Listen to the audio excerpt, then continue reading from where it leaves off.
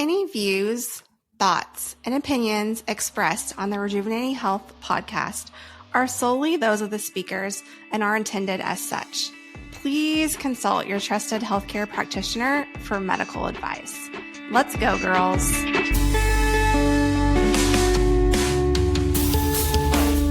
If you are a woman in your 30s, 40s, or 50s, and you are exhausted, foggy, gaining weight out of nowhere, waking up at 3 a.m., losing your hair, anxious for no reason, and also being told that your labs are normal, today's episode is going to change the way that you look at your body. Because what if you are not the problem? Right? Like, what if your body is actually just screaming for nutrients? That's an idea. Like you just did an ad, like an advertisement. But really, like, this is a super good conversation because most of us are overfed and undernourished. We see this every day, and women are blaming themselves, thinking like they're lacking motivation and discipline and willpower, and like physiologically, like they're just depleted. Mm-hmm. And no one's really connecting the dots of years of stress, like childbirth, dieting, hormone shifts, inflammation, poor sleep, your history of antibiotics, your gut dysfunction, like your nutrient deficiencies. Like we're literally women running around trying to survive on like empty gas tanks. Yeah. Like the environmental factors are definitely not running in our favor. And so today we're going to talk about nutritional depletion specifically for women in midlife and the symptoms, the science around that, the lab markers that nobody else is checking, and the supplements that are pushed on you that are garbage, and why women are really, really underserved in this way in conventional medicine. And you know, that this episode might explain why you haven't felt like yourself probably in the last 5 to 10 years. Yeah. And I think, and sometimes it's just a lack of knowledge and not even being aware. Like most of us aren't shopping at a farmer's market. And so we're not getting fresh fruits and vegetables like from the soil and the ground right here that we live in. And you're probably not aware that like when foods travel, they start losing their nutrients. When you freeze, like I get it, frozen vegetables are better than no vegetables, but every time like you move further away from its source, you're losing nutrients from your foods. So yeah, welcome back to the Rejuvenating Health podcast. I know. Okay, let's talk about the woman who's doing everything right. Yeah, I feel like women listening to this are probably screaming like, I'm eating healthy, right? Like I'm doing all the things, I'm trying to work out, I'm taking the supplements. Like why do I still feel terrible? Why is this still happening to me? Yeah, and because you're surviving, you're in survival mode, and we're not really like thinking about replenishing. And the biggest like misconception I see is that if you eat somewhat healthy and you take a multivitamin, that you think that you're okay. And I'm not a fan of multivitamins, to be honest. I think they have a little bit of a lot of stuff, and you're just still nutrient deficiency. Like most women that we work with are like so depleted before they even hit perimenopause. Like they've done years of dieting, years of not eating enough protein because, you know, they couldn't get away with it when they were 20. Stress elevated for decades, not sleeping, blood sugar instability, pregnancies, breastfeeding, birth control. No one even thinks about birth control. Alcohol, medications, ultra processed foods, gut dysfunction, inflammation, like all of that drains your nutrients. And then you hit perimenopause and menopause and your body's like, I'm done. Peace. Yeah. Checking out. It's like the straw that breaks the camel's back. Like can't compensate anymore. And I think what most women don't realize is that perimenopause isn't the bad guy. Like it didn't create the problem. It's the detective, essentially. Like it exposed the problem. That's huge. Because everyone's blaming it on perimenopause. Like this is such an important distinction, guys. Like perimenopause and those hormone shifts, and when you start, like it's essentially your body is saying like, hey, I can't keep robbing Peter to pay Paul anymore. Yeah, like something has to give. Yeah. So you talk about this all the time, like how women are stuck in this depletion pipeline. So can you explain what that means? So think of your body as a bank account. Like when you're born, you have this huge bank account, especially if you're like a breastfed kid, like you're getting all these amazing nutrients from your mom. But all these life events happen and you're taking withdrawals, like Hmm. pregnancy, huge withdrawal, breastfeeding, holy moly, huge withdrawal. Your daily stress, withdrawal of money. Dieting, withdrawal of money. Poor sleep, withdrawal of money. Exercising, alcohol, inflammation. Like we're just taking money away, away, away, away, away, and eventually your bank account is gone. And we're not like we've spent years taking away and not replenishing. And then you hit your 30s and 40s and you start having that estrogen roller coaster. Your nervous system is more sensitive, your blood sugar is less stable, recovery becomes harder, muscle mass is declining because you're not strength training, and suddenly you wake up like I don't know, have you ever heard like a woman be like, I hit 40 and life went downhill? Like, and but really like your body's been under this huge amount of stress for years. Yeah, and I think this is where women will, either gaslight themselves or allow like be gaslit in, like we said, in the conventional medicine space, because, they'll say things like, I don't feel like myself. And then they're told, well, like, okay, welcome to aging. Like, this is just how it is. And so then we slowly just accept these symptoms like, oh, well, this is just what happens when women age. And that doesn't have to be the case. And aging is normal. Menopause Right. is normal. Like it is a normal process. But it doesn't, but feeling exhausted, inflamed, anxious, foggy, like that's not normal. And that's not like your future. It's not inevitable. Yeah. Yeah, and this is why we go into such detail that we do when we talk about our labs, and why the idea that quote unquote normal labs don't really mean anything. So I want you to go off on this because I know that this is like your hill that you will die on. It drives you insane. But when women get told that your labs are normal, when they're still feeling horrible and they have all these crazy symptoms that are quote unquote unexplained, can you tell us why that happens? Yeah, because normal ranges are like the sickest of sick people. Hmm. You're getting normal ranges of like the sick people in the population, not the healthy people in the population, right? Like these lab ranges are designed to identify disease, Right. not health. Huge, massive difference, right? Like you can have a ferritin of like 22 and they're like, oh, you're just on the low end of normal. And I'm like, whoa, like giving me a heart attack over here. Like you could have low ferritin, low B12, low vitamin D, low magnesium, low omega, blood sugar dysregulation, thyroid dysfunction, inflammation, and you can still be normal. Yeah. Normal. But that doesn't mean that your body's functioning optimally.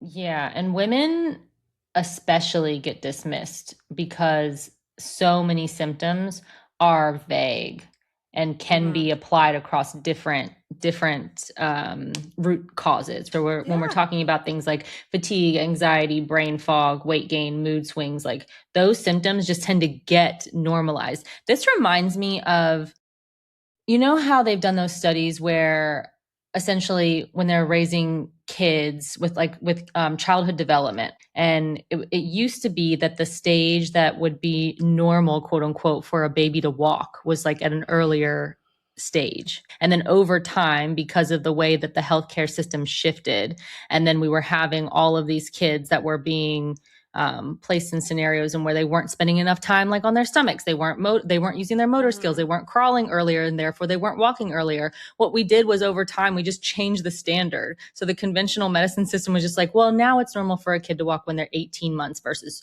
12. Like we'll just move the standard, and we do the same thing with the quote Lab unquote values. Yeah. yeah, with healthy population. It's like that's not, like you said, it's the average of this the standard American population, which is a sick population, unfortunately, if we look at the data.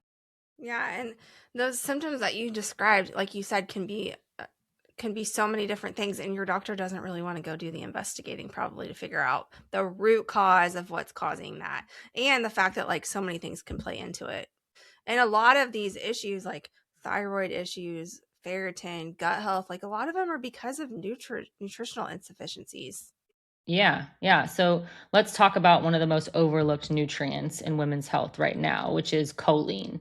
Because I would be willing to bet that a lot of people haven't even heard of it, or if they have no idea what it is. Yeah, they definitely don't know what it is. But like it's something that I learned and first heard about. Like I'll be honest, I didn't know what it was till I took my wild health genetic Yeah. course. And like you can have genes for choline deficiency. Um but choline is so important for brain health and neurotransmitter production and liver detox and cell membrane integrity, memory, your nervous system function. And estrogen actually helps produce choline naturally. So when you have that, if you're postmenopause, like and not having that estrogen, then yeah, your choline is going to start to decline. And when estrogen starts to decline in perimenopause, you're also going to have choline deficiencies. But you can get choline from food, Right. and when your choline starts to drop, it's one of the main reasons why brain fog kind of ramps up a little bit. Yeah. Yeah. And this is where that brain fog is going to feel like, oh, like I can't remember certain words, like when you're trying to think of a word to describe something in the moment, or I walk into rooms and I forget why, or I feel like mentally really sluggish. And again, now these can also be tied to some other things. Like we said, there can be Yeah, multiple root causes. This can be like you're just really overstressed and yeah, overstimulated exactly. and you just need to slow Not the enough hell sleep. down. Yeah. But it can also be a choline deficiency. And again, you wouldn't know if you weren't testing. Yeah, and it's like essentially if you're deficient in choline, your brain's under fueled. Like choline's is used to make acetylcholine, which is a neurotransmitter that's really heavily involved in learning, your memory, your cognitive performance. And most women aren't eating near the adequate intake level because, God forbid, we were told that egg yolks were terrible We're for the us. devil. They were increasing all of our cholesterol and making us all fat. Yeah. So, how do women get more choline? Yeah, like I always laugh, like we're just avoiding egg yolks because of the low fat craze. But Yeah, then like the 90s. that yolk contains choline and vitamin A and selenium and like B vitamins and healthy fats. But you can also get choline from salmon and beef and liver and chicken and shrimp. And honestly, like this is another reason why restrictive dieting kind of backfires in midlife. But like eat your freaking egg yolks, ladies. Like it's good for your brain. Like Yeah.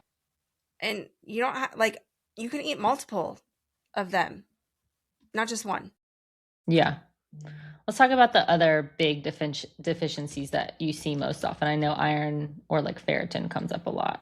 Yeah, we did like a whole podcast on this. You should go back and listen to it. Yeah. All right. But ferritin is huge. And literally, if you're a menstruating woman, even if you're not a menstruating woman, like I see women all the time walking around with ferritin levels of like 12 and being told that they're fine when your ferritin should be like 60 to 80.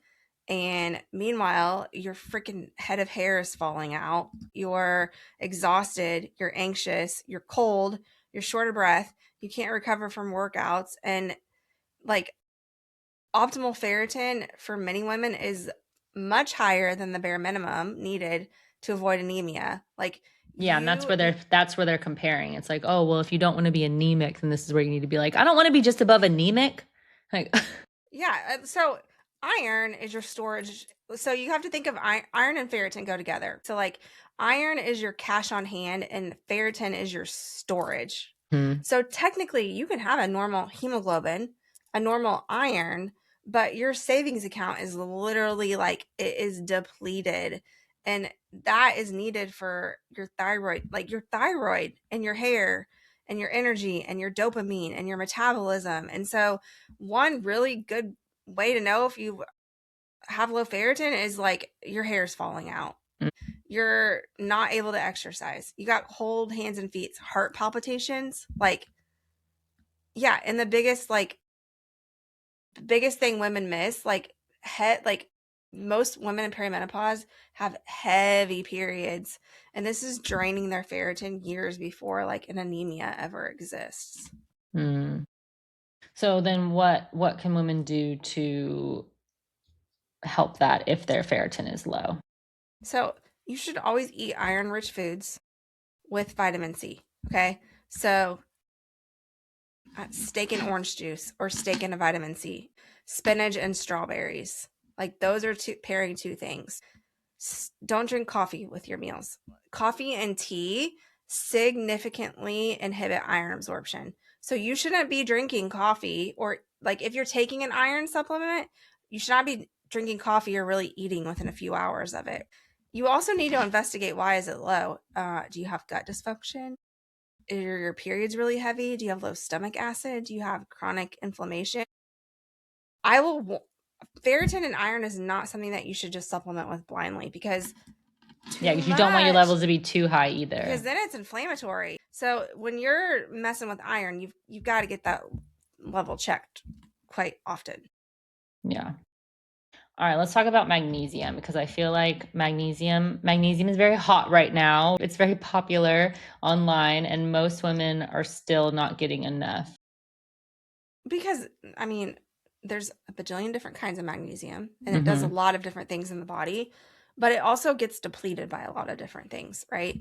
It gets depleted by stress and caffeine and alcohol and poor sleep and blood sugar and medication. And then we have women taking the wrong types of magnesium. They think they're doing good by taking magnesium oxide, which is basically like the cheapest, least absorbable form of magnesium you can get. So if you're gonna supplement with magnesium, you need like glycinate or malate or threonate, like not the junky type of magnesium. And like some magnesiums make you poop, some make Mm-hmm. you sleep, some help with stress. Like pretty much every woman needs 400 milligrams of magnesium bisoniclate at bedtime. Yeah. Yeah, and also making sure that you're getting it from a source that is vetted Not Walmart, and yeah. And I basically don't buy your supplements at the grocery store. please. Let's do omega 3s, because that's another really big one. Yeah, and omegas are like, everyone should be on an omega for cardiovascular Mm-hmm. protection, but omegas are huge. So when we eat food, there's omega 3 and omega 6.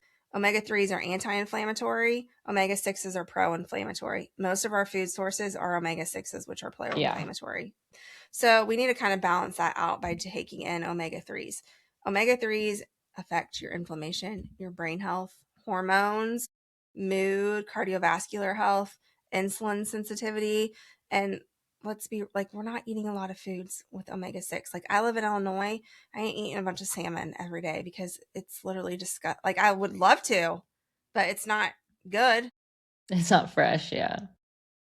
Yeah, So, I but mean, like when we're looking at the omega 3s, I don't think women recognize how much their brain depends on omega 3s, like how important that actually is. yeah, like your brain is 60% fat. So if you're taking an omega, you want to make sure it has DHA in it, right? DHA, not DHEA that affects your hormones. DHA, because it's one of the major omega 3 fatty acids, and it's literally a structural component of the brain. So it's like you're going to get so many benefits from it, and even for cardiovascular health. And if when we see women deficient in omegas, we often see depression, anxiety, dry skin, joint pain, brain fog, increased inflammatory markers. Yeah. And I think this one is important because we get asked this a lot. If when we're thinking about increasing our omega 3s, can women just eat flaxseed and be good with No, that? we are really bad converters of omega. Like like plant omega 3s, which is the flaxseed, have to convert into EPA and DHA, and we as humans just do not convert very well at all. So we ideally want to get our omegas from, I'm not eating half these things that I'm going to get ready to say, so this is why I supplement with one. Salmon, sardines, mackerel, anchovies. Like, you should be eating these 2 to 3 times a week. So I supplement because I love salmon, but I live somewhere where I ain't getting salmon, and I am not eating any of that other stuff. Sardines are really good for you. Look, Just saying. yeah. So you should. So if you are going to supplement, which is what I do, look for IFOS tested fish oil with a high EPA and DHA content. And I love thorns. Mm-hmm. Also, where you put this fish oil is important. Like, most women will store fish oil next to the stove or in more cabinets, and that heat oxidizes fish oil. So you want to store your fish oil like keep it somewhere cool and fresh. Keep mine in the And freezer. yeah, because that also, like, I know some people are like, I can't take fish oil, it gives me the burps. I'm like, Yeah, you're not. putting in the freezer will help with that. Yeah, exactly. Yeah. So, but definitely keeping it fresh. And here's the thing, if it smells like bad fish, do not take it. No, it's like rancid. Yeah. That's also why we don't get it from the grocery store, because we don't know how long it's been sitting in there on the shelf. No. Another one that I want to touch on is B12, because that's a deficiency that I know we see a lot. Yeah, and we see a lot of people taking B12 and they're not taking the right kind because they're not taking like a methylated B12, right? Mm-hmm. So B12 is, your B vitamins are really critical for nervous system nervous system function, red blood cell production, energy metabolism, cognitive function. And most women are deficient even if they eat animal protein. And if you don't eat animal protein, holy moly, like you're real deficient, right? And most women in perimenopause we see deficient in B because the absorption of B depends on your stomach acid. And what did we talk about a few weeks ago was low stomach acid. So B absorption depends on stomach acid, intrinsic factor, gut health. So all you women pop in acid blockers and metformin, PPIs, yeah. yep, chronic dieting, GI medications, like you're at such a high risk of being B deficiency. Yeah. What symptoms would make you suspicious of having a low B12? Fatigue, you have numbness and tingling in your fingers, memory issues, anxiety, dizziness, ADHD, depression, brain fog, like, and it's so easy to get a B12. And honestly, like, I see a lot of women doing it in pill form, but sublingual methylcolobane is like super good and it's often absorbed way better than like cheap tablets. So Mm-hmm. you can get B injections too. But like, one important thing when you take a B is like get a homocysteine level checked with it, because you need to know if you need a methylated B or not. Yeah. Yeah. All right. Everyone's favorite, because everyone should also be taking this. If there are two things that you make sure that everybody has across the board, it would be omega-3s and also this one, which is our vitamin D, because everyone is low in vitamin D.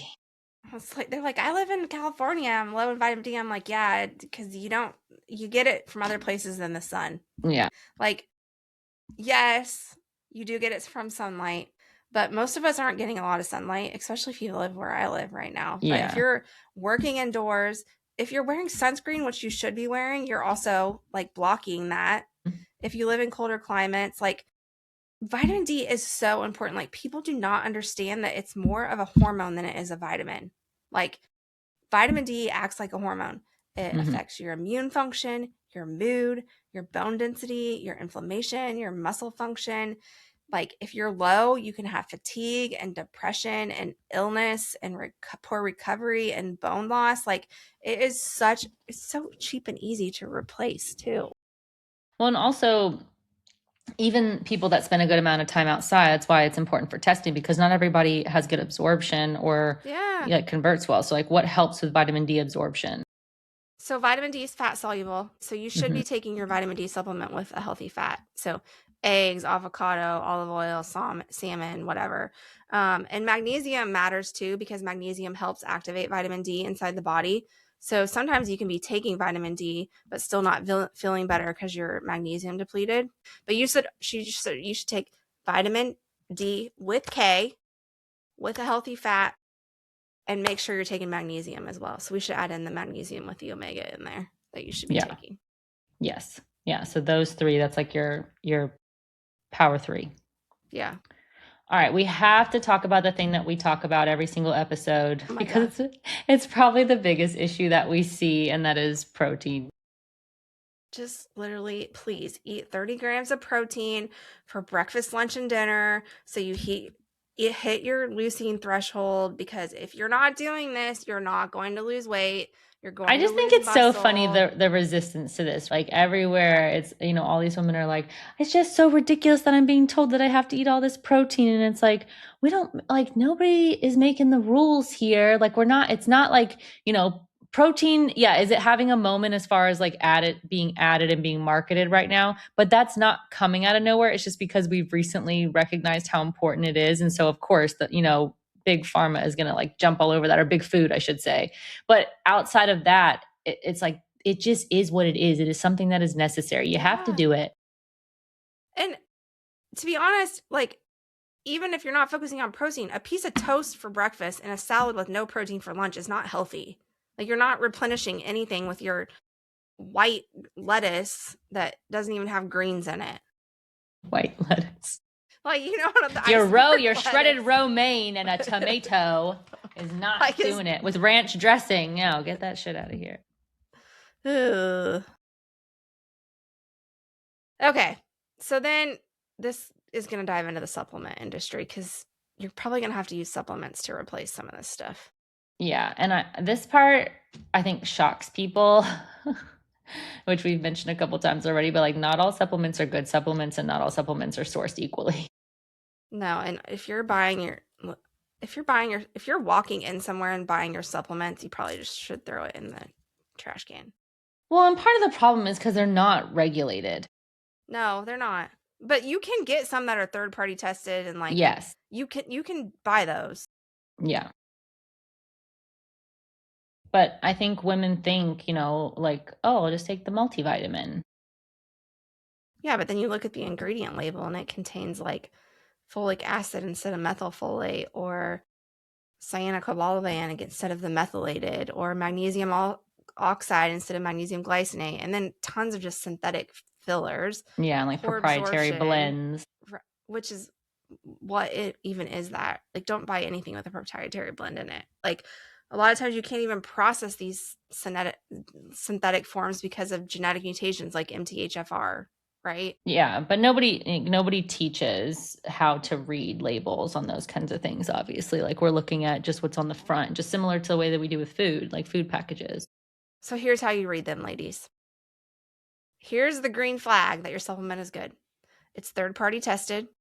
It has bioavailable forms, minimal fillers. The dosage is not 10%. It's a therapeutic dosage. There's tons of transparency on it. Red flags are going to be proprietary blends.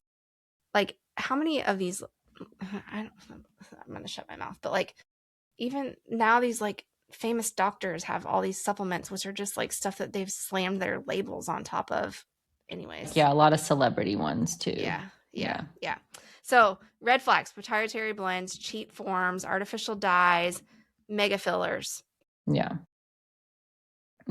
So when we think about the biggest mindset shift that women need for this, is that, I think historically we've had this message around midlife that it needs to be restricted. Like, we have all of these things that we have to change, and like, it's going to be really hard, and like, it's just a part of what happens during the season of life. But midlife is not the season for more restriction. No, it's the season for replenishing. Yeah. Like, your body needs more protein, more minerals, more recovery, more nervous system support, more muscle building, more nourishment, not more over exercising and starving itself and 1,200 calorie diets. Yeah. And women have been conditioned for so long, to think that just smaller equals healthier. Like, oh, I have to be smaller. Yeah, and under eating is one of like the biggest problems that we see that stresses the female body out, like especially in perimenopause. Yeah, because you got enough going on during that time of your life. Yeah. So if a woman listening feels like, oh my gosh, this is me, or like that, oh, I'm dealing with all this stuff, like where would she start? Well, don't brush it off as normal. Like, fatigue is real and it's data. Brain fog is real and it's giving you data. Hair loss is real and it's giving you data. So don't ignore it. Get some comprehensive labs, not from your PCP that tells you you're normal. You need to look at your ferritin, your vitamin D, your fasting insulin, your A1C, a full thyroid panel, your B vitamins, your inflammatory markers, your hormones, right? Freaking breakfast is the most important meal of the day, and it should have protein in it. Mm-hmm. No coffee before your protein. And get your sleep. Like, you cannot survive on 5 hours of sleep. Audit your supplements and strength train. Yeah, and I think the biggest takeaway from today is that you don't have to feel like your body is failing you. I think we talk about this a lot of like, it's not a battle of you versus your body. Like, your body just needs some support. And so, like, can you show up and give it the support that it needs instead of, feeling betrayed by it or feeling like, you're fighting it? Yeah, and, like, you're not lazy, you're not being dramatic, you're not crazy, like, this is literally just your body communicating with you, and when you start giving your body like, when you start listening to it and actually giving it what it needs, like, it's gonna start responding the way you want it to. Yeah. So, ladies, if this episode helped you in any way and you know that it would help someone that you know, please share it with another woman so that way they can benefit from this conversation as well. And make sure that you are subscribed so that you see when our new episodes drop. And please, please, please leave a review. We'd love to hear from you. And just remember that, like, healing's not about punishment. It's about giving your body the tools and support it's been missing.